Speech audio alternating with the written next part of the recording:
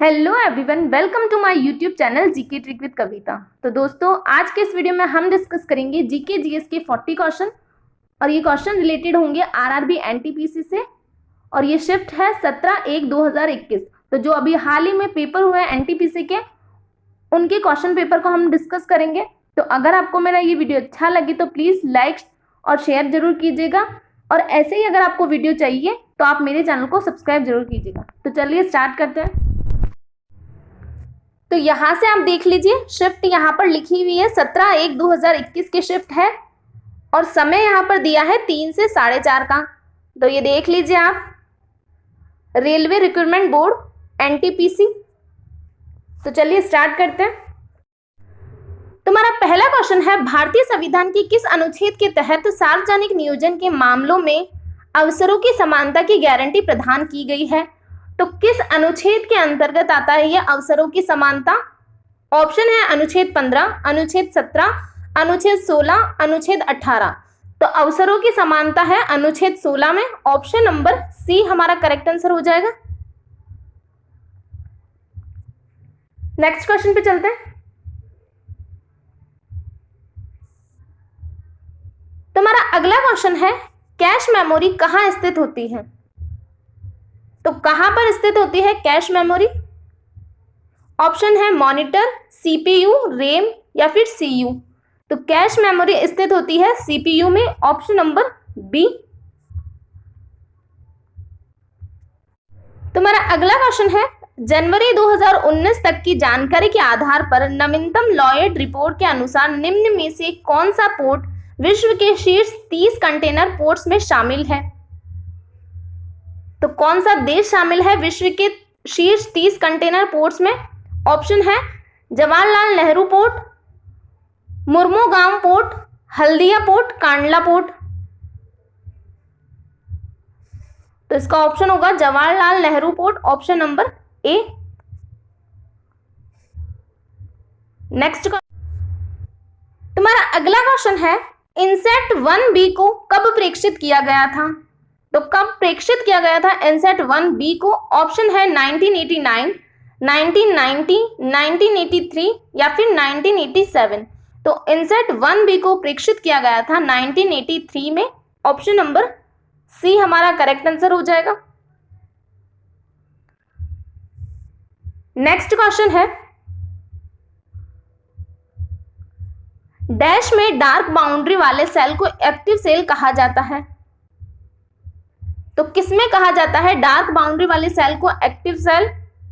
Option है MS Excel, MS DOS, MS PowerPoint, MS Word. तो MS Excel में dark boundary वाले cell को क्या कहा जाता है? एक्टिव सेल कहा जाता है। ऑप्शन नंबर 1 हमारा करेक्ट आंसर हो जाएगा। नेक्स्ट क्वेश्चन है, आर्थिक रूप से कमजोर वर्गों के लिए सरकारी नौकरियों और उच्च शिक्षा में 10% आरक्षण लागू करने वाला पहला राज्य कौन सा था? ऑप्शन है मध्य प्रदेश, महाराष्ट्र, गुजरात या फिर उत्तर प्रदेश।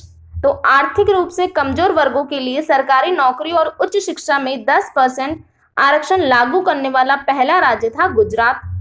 ऑप्शन नंबर सी हमारा करेक्ट आंसर हो जाएगा। तो नेक्स्ट क्वेश्चन है, इनमें से कौन India the future is now के लेखक हैं? तो कौन है India the future is now के लेखक? ऑप्शन है नरेंद्र मोदी, अनीता देसाई, शशि थरूर या फिर किरण देसाई। तो India the future is now के लेखक है शशि थरूर। ऑप्शन नंबर 3 हमारा करेक्ट आंसर हो जाएगा। नेक्स्ट क्वेश्चन है, अपनी प्रमुख योजना स्वच्छ भारत मिशन के माध्यम से भारत सरकार का लक्ष्य डैश का निर्माण करना है? तो किसका निर्माण करना है अपनी प्रमुख योजना स्वच्छ भारत मिशन के माध्यम से? ऑप्शन है भ्रष्टाचार मुक्त वातावरण, आतंक मुक्त वातावरण, गरीबी मुक्त वातावरण या फिर प्रदूषण मुक्त वातावरण। तो इसका आंसर हो जाएगा ऑप्शन नंबर 4, प्रदूषण मुक्त वातावरण। नेक्स्ट क्वेश्चन है, आनंदपुर साहिब प्रस्ताव कब पारित किया गया था? ऑप्शन है 1973, 1980, 1975 या फिर 1970। तो आनंदपुर साहिब प्रस्ताव पारित किया गया था 1973। ऑप्शन नंबर 1 हमारा करेक्ट आंसर हो जाएगा। तुम्हारा अगला क्वेश्चन है, इनमें से कौन सा तरल पदार्थ आंत में अवशोषित वसा को ग्रहण करता है और अतिरिक्त द्रव को अतिरिक्त कोशीय स्थान से वापस रक्त में ले जाता है? तो कौन सा पदार्थ है वो? ऑप्शन है प्लाज्मा, लसिका, कोशिकाएं या फिर प्लेटलेट्स। तो ऑप्शन नंबर बी हमारा करेक्ट आंसर हो जाएगा, लसिका। नेक्स्ट क्वेश्चन,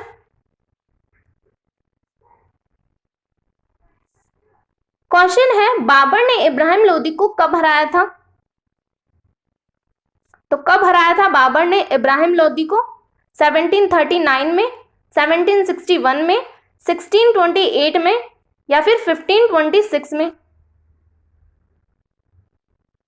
तो बाबर ने इब्राहिम लोदी को हराया था 1526 में। ऑप्शन नंबर 4 हमारा करेक्ट आंसर हो जाएगा। तो अगला क्वेश्चन है, 1992 में यूएनसीईडी में वैश्विक नेताओं द्वारा इनमें से किस एजेंडा पर हस्ताक्षर किए गए थे जो वैश्विक सतत विकास यानी कि ग्लोबल सस्टेनेबल डेवलपमेंट को प्राप्त करने से संबंधित है?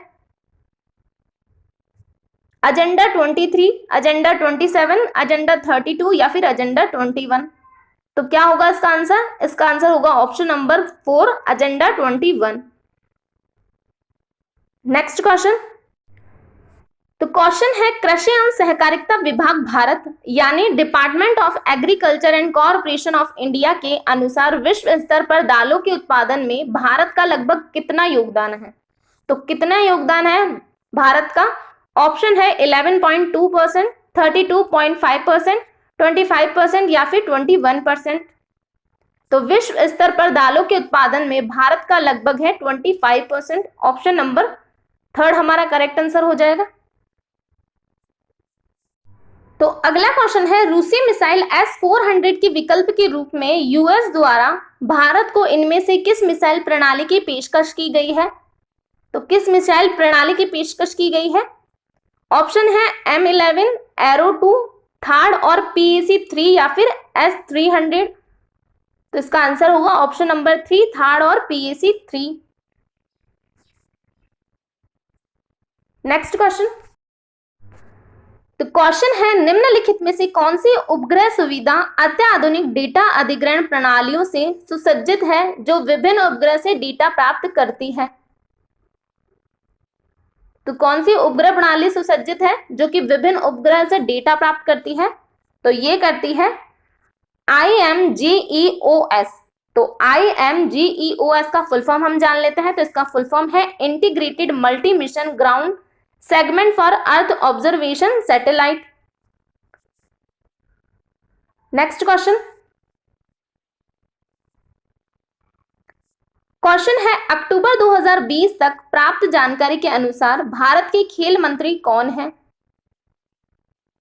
तो कौन है अक्टूबर 2020 तक प्राप्त जानकारी के अनुसार भारत के खेल मंत्री? ऑप्शन है RVS राठौड़, दिलीप पांड्या, किरण रिजिजू, हरदीप सिंह। तो कौन है खेल मंत्री Kiren Rijiju? Option number C. तो क्वेश्चन है प्रथम लोकसभा चुनाव कब आयोजित किए गए थे? तो कब आयोजित किए गए थे प्रथम लोकसभा के चुनाव? तो इसका आंसर होगा ऑप्शन नंबर 3, 1951, 52 में आयोजित किए गए थे प्रथम लोकसभा के चुनाव। नेक्स्ट क्वेश्चन है प्रदान की गई सेवाओं के एवज में सेवानिवृत्ति के समय नियोक्ता द्वारा कर्मचारी को दी जाने वाली राशि को क्या कहा जाता है? ऑप्शन है भविष्य निधि, उपदान, पेंशन या फिर बोनस। तो क्या कहा जाता है सेवाओं के एवज में सेवानिवृत्ति के समय नियोक्ता द्वारा कर्मचारी को दी जाने वाली राशि को? तो उसे कहा जाता है उपदान, ग्रेजुइटी। ऑप्शन नंबर बी हमारा करेक्ट आंसर हो जाएगा। नेक्स्ट क्वेश्चन, क्वेश्चन है शरिया कानून डैश समुदाय से संबंधित है? तो किस समुदाय से संबंधित है शरिया कानून? तो ये संबंधित है मुस्लिम से। ऑप्शन नंबर 4 हमारा करेक्ट आंसर हो जाएगा। नेक्स्ट क्वेश्चन है, राष्ट्रीय बाघ संस्करण प्राधिकरण के अनुसार 2012 से 2018 की अवधि के दौरान लगभग कितने प्रतिशत बाघों की मृत्यु अवैध शिकार और विद्युत के झटकों के कारण हुई है? ऑप्शन है 12%, 23%, 31% या फिर 42%। तो राष्ट्रीय बाघ संरक्षण प्राधिकरण के अनुसार 2012 से 18 की अवधि के दौरान लगभग 31% बाघों की मृत्यु अवैध शिकार और विद्युत के झटकों के कारण हुई है। तो ऑप्शन नंबर 3 हमारा करेक्ट आंसर हो जाएगा। तो अगला क्वेश्चन है, महासागरों के सतही जल का औसत तापमान कितना होता है? तो कितना होता है महासागरों के सतही जल का औसत तापमान? ऑप्शन है 27 डिग्री सेल्सियस, 17 डिग्री सेल्सियस या फिर 32 डिग्री सेल्सियस, 20 डिग्री सेल्सियस। तो महासागरों के सतही जल का औसत तापमान होता है 17 degree Celsius. Option number B. तो अगला क्वेश्चन है, इनमें से कौन सा IPBES का सही पूर्ण रूप है? तो क्या पूर्ण रूप होगा IPBES का? तो इसका फुल फॉर्म होगा inter governmental science policy platform on biodiversity and ecosystem services. Option number 1। तो अगला क्वेश्चन है, 2011 की HDI यानी मानव विकास सूचकांक रिपोर्ट के अनुसार निम्नलिखित में से किस राज्य में साक्षरता स्तर सर्वाधिक था? तो किस राज्य में था साक्षरता स्तर सर्वाधिक? ऑप्शन है दिल्ली, पंजाब, केरल या फिर उड़ीसा। तो आप सभी को पता है केरल में था। Option number 3। नेक्स्ट क्वेश्चन है, निम्नलिखित में से कौन सा अम्ल आई वॉश का एक घटक है? तो कौन सा अम्ल आई वॉश का एक घटक है? ऑप्शन है एसिटिक अम्ल, सल्फ्यूरिक अम्ल, बोरिक अम्ल या फिर हाइड्रोक्लोरिक अम्ल। तो आई वॉश का घटक है बोरिक अम्ल। Option number C. तो अगला क्वेश्चन है, पंचमढ़ी बायोस्फीयर रिजर्व इनमें से किस राज्य में स्थित है?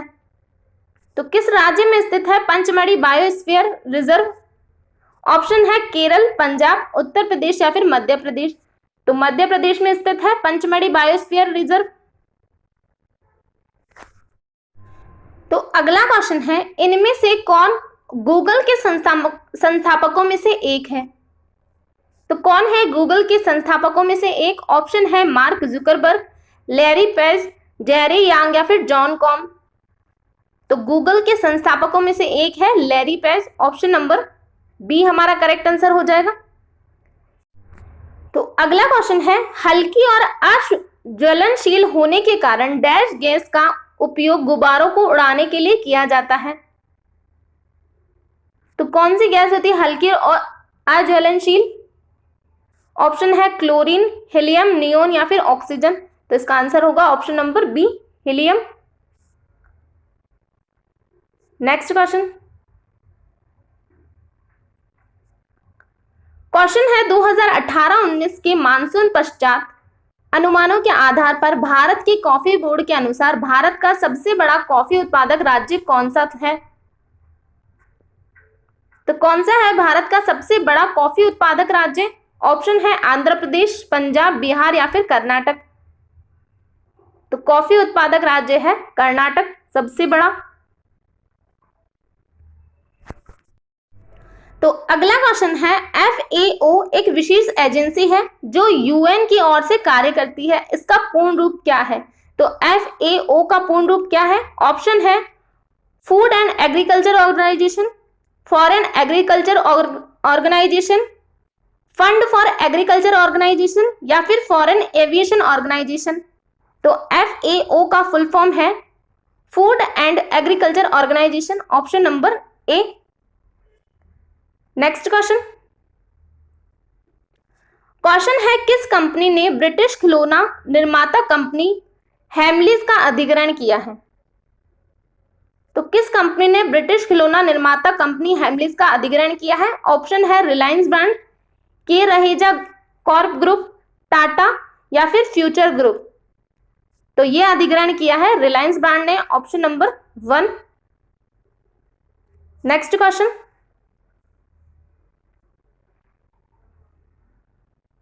है असहयोग और खिलाफत आंदोलन कब शुरू किए गए थे? तो कब शुरू किए गए थे असहयोग और खिलाफत आंदोलन? ऑप्शन है 1946, 1931, 1920 या फिर 1928। तो असहयोग और खिलाफत आंदोलन शुरू किए गए थे 1920 को, ऑप्शन नंबर सी। तो अगला क्वेश्चन है निम्नलिखित में से किस प्रोग्राम का लक्ष्य स्वरोजगार के अवसरों का सर्जन करना है? तो किस प्रोग्राम का लक्ष्य है स्वरोजगार के अवसरों का सर्जन करना? ऑप्शन है NRHM, ICDS, PMRY या फिर SSA। तो स्वरोजगार के अवसरों का सर्जन करना किसका लक्ष्य है? ये लक्ष्य है PMRY प्रोग्राम का। तो कमेंट बॉक्स में आपको ये बताना है PMRY का फुल फॉर्म क्या है। नेक्स्ट क्वेश्चन है भू आकृतियों और उनकी उत्पत्ति के अध्ययन को क्या कहा जाता है? तो क्या कहा जाता है भू आकृतियों और उनकी उत्पत्तियों के अध्ययन को? ऑप्शन है मृदा भूगोल, भू आकृति विज्ञान, जलवायु विज्ञान या फिर जल विज्ञान। तो भू आकृति और उनकी उत्पत्ति के अध्ययन को कहा जाता है भू आकृति विज्ञान, ऑप्शन नंबर बी। तो अगला क्वेश्चन है ONGC इनमें से किस क्षेत्र के अंतर्गत आता है?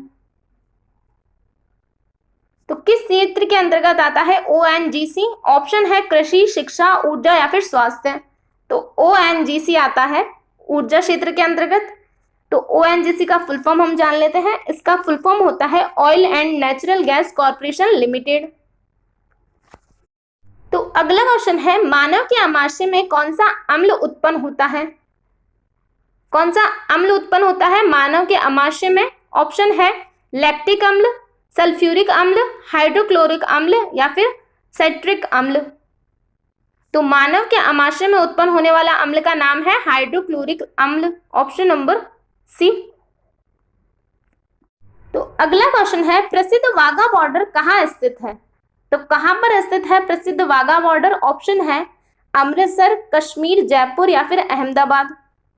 तो वाघा बॉर्डर स्थित है अमृतसर में, ऑप्शन नंबर 1।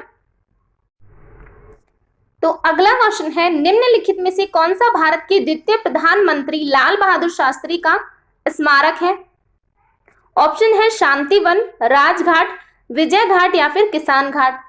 तो प्रधानमंत्री लाल बहादुर शास्त्री का स्मारक है विजय घाट, ऑप्शन नंबर सी। नेक्स्ट। तो अगला क्वेश्चन है अक्टूबर 2020 तक प्राप्त जानकारी के अनुसार इनमें से कौन अमेजन के CEO और ब्लू ओरिजिन के मालिक हैं? तो कौन है अमेजन के CEO और ब्लू ओरिजिन के मालिक? तो इसका आंसर हो जाएगा ऑप्शन नंबर 4 जेफ बेजोस। तो अभी तक के जितने भी जीके और जीएस से रिलेटेड क्वेश्चन थे इस शिफ्ट में वो सभी मैंने आपको करवा दिए हैं। तो ये लास्ट क्वेश्चन है और ये क्वेश्चन आपके होमवर्क का क्वेश्चन है। इसका जवाब आपको कमेंट बॉक्स में देना है। तो क्वेश्चन है इनमें से कौन सी ब्रिटिश भारत 1773 से 1911 की राजधानी थी? तो ऑप्शन है बॉम्बे, दिल्ली, कलकत्ता, लखनऊ। तो इसका जवाब आपको कमेंट बॉक्स में देना है। और वीडियो अच्छा लगे तो प्लीज लाइक, शेयर और मेरे चैनल को सब्सक्राइब जरूर कीजिएगा।